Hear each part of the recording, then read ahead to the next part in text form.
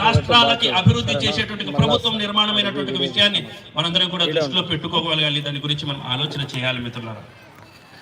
ఆ విధమైనటువంటి అనేక రకాలైనటువంటి ప్రయత్నముతో హిందూ సమాజం నిరంతరం చైతన్యమవుతూ నిరంతరం పోరాటం చేస్తూ అనేక అడ్డుగోడలని తొలగించింది హిందూ సమాజం గత 100 సంవత్సరాలుగా మిత్రులారా. అటువంటి ఒక సమయంలో హిందూ సమాజము ఒక చైతన్యవంతమైనటువంటి సమాజము. ఈ దేశంలో 1947లో స్వతంత్రం వచ్చిన తర్వాత ఈ దేశం యొక్క మొట్టమొదటి ప్రధాని చెప్పారు ఏమిటంటే యాక్సిడెంటలీ ఐఎమ్ ఏ హిందూ అన్నాడు. ప్రమాదవశాత్తు నేను హిందువును అన్నటువంటి దేశంలో గర్వసే కహో మై హిందూ, గర్వంగా చెబుతున్నాను నేను హిందువుని అని చెప్పేటువంటి స్థితికి హిందూ సమాజం ఎదిగింది ఈ రోజున. ఆ విషయాన్ని మనం గుర్తుపెట్టుకోవాలి మిత్రులారా. ఒకానొక నాయకుడు ఈ దేశానికి స్వతంత్రం అతని ద్వారా వచ్చింది అన్నటువంటి భావించేటువంటి నాయకుడు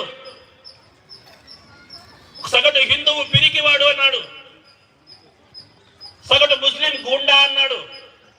కానీ మిత్రులారా, ఈ రోజున సగటు హిందువు పిరికివాడు కాదు, సగటు హిందువు ఒక సింహ స్వప్నం లాంటి వాడు అన్నటువంటి స్థితికి ఈరోజు హిందూ సమాజం నిర్ణయమైంది మిత్రులారా.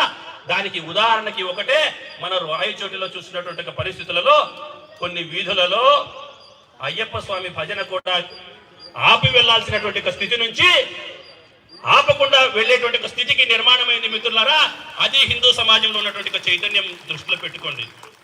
ఇది రాయచోటి నుంచి ప్రారంభమై ఈ రాష్ట్రంలో ఉన్నటువంటి సగటు హిందూ సమాజం ఎక్కడ కూడా డప్పులని ఆపే ప్రయత్నం చేయదు, ఆపదు.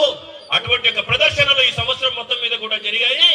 ఎక్కడ కూడా హిందూ ఊరేగింపులో డప్పులు ఆపడం లేదు. ఏ నిషిద్ధ ప్రదేశం లేదు ఈ యొక్క దేశంలో. హిందువు డప్పు కొట్టడానికి, హిందువులు ఊరేగింపు చేయడానికి, మేళ తాళాలలో వేయడానికి ఎక్కడ కూడా ఆపేటువంటి ప్రయత్నం లేదు. అటువంటి ఆపేటువంటి నిర్బంధిత ప్రదేశం కూడా లేదు. దానికి ఉదాహరణ కేవలం రాయచోటి నుంచి ప్రారంభమైంది. ఆ హిందుత్వము ఆంధ్రప్రదేశ్లో ఉన్నటువంటి హిందువులు సాధించినటువంటి విజయము అన్నటువంటి ఒక విషయాన్ని గుర్తు చేసుకోగలగాలి మిత్రులారా. హిందూ సమాజం చైతన్యమైంది. హిందువు పిరికివాడు కాదు అని చెప్పి ఈరోజు నిర్ణయం అయిపోయింది. హిందువుని ఈరోజు గురించి ఎవరన్నా హిందువుని గురించి మాట్లాడితే వాళ్ళని బహిష్కరించేటువంటి స్థితికి హిందూ సమాజం చైతన్యవంతమైంది ఈరోజు మిత్రులారా. అయినప్పటికీ హిందూ సమాజంలో అనేక లోపభూయిష్టమైనటువంటి ఆలోచనలు ఈ రోజులు కూడా ఉన్నాయి మిత్రులారా. హిందూ సమాజం ఎంత వివేకవంతమైనటువంటిదో ఆ వివేకంతో అనేక విషయాలని హిందూ సమాజము కాలానుగుణంగా పద్ధతులు మార్చుకొని ఉంది. ఇది సనాతనమైనటువంటిదే. అయినప్పటికీ కొత్త విధానాలని ఎప్పుడు కూడా స్వాగతం పలుకుతుంది హిందూ సమాజము. వేల సంవత్సరాల కాటి జీవన పద్ధతే ఇది. అయినప్పటికీ కొత్త ధనాన్ని ఎప్పుడు స్వీకరిస్తుంది హిందూ సమాజం అన్నటువంటి దానికి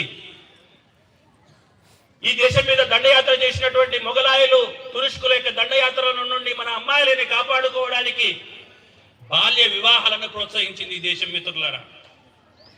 తర్వాత అనిపించింది బాల్య వివాహాలు అన్నటువంటిది ఒక నేరము, బాల్య వివాహాలని ప్రోత్సహించకూడదని హిందూ సమాజంలో ఉన్నటువంటి పెద్దలు ఆశించారు.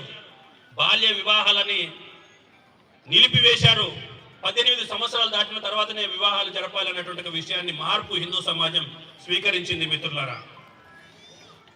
అదే సమయంలో వితంతు పునర్వివాహము, ఒకసారి వివాహమైనటువంటి ఒక గృహిణి భర్త చనిపోయిన తర్వాత వితంతువుగానే ఆ విధమైనటువంటి జీవనం కొనసాగించాలి అని చెప్పి మన ధర్మాలలో శాస్త్రాలలో ఉంది అని చెప్పి ఆచరించినప్పటికీ మిత్రులారా, ఇది మంచిది కాదు. చిన్న వయసులో ఉన్నటువంటి ఒక విధవ అదే జీవితం అన్నటువంటిది గడపడం కాదు, పునర్వివాహం కోరుకోవాలని చెప్పి అనేక మంది సంస్కర్తల యొక్క దేశంలో ఆ సంస్కరణ మార్పు రావాలని ప్రజల్లో కోరుకుని ఉద్యమం చేశారు.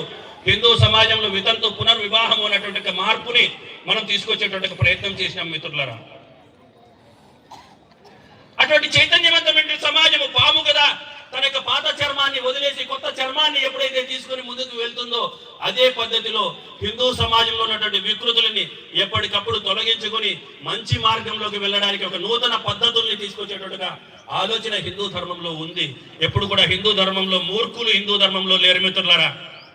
అరబ్ దేశాలలో నీళ్లు దొరకకపోతే వారానికి ఒకసారి స్నానం చేస్తే, భారతదేశంలో నీళ్లు దొరికినప్పటికీ నేను వారానికి ఒకసారి స్నానం చేస్తాననేటువంటి మూర్ఖత్వం హిందూ సమాజంలో లేదు మిత్రులారా.